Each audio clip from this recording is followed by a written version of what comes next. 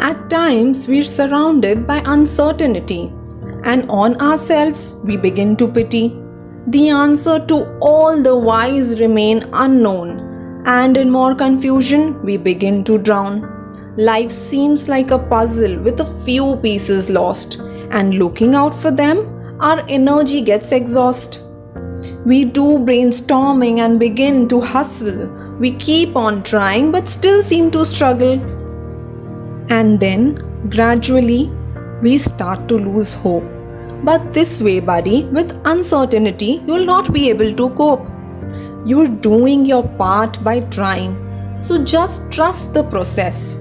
It can be a part or a step for you to reach success. So take a deep breath. It will all be fine. It's just a matter of time. So yes, it so happens that many a times in life we feel lost, we feel confused.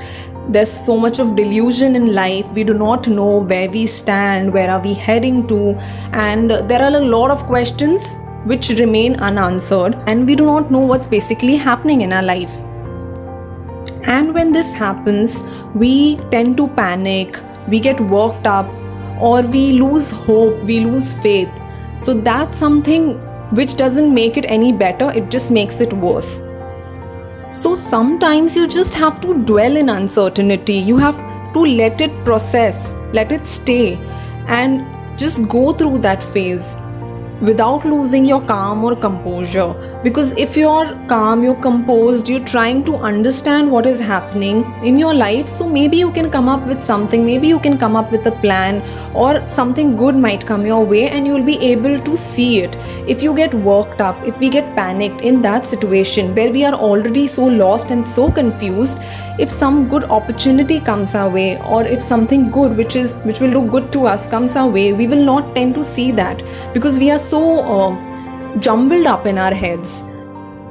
Do not try to run away from uncertainty. It's just a phase. It will pass by. Live through it and try to understand why what is happening instead of panicking.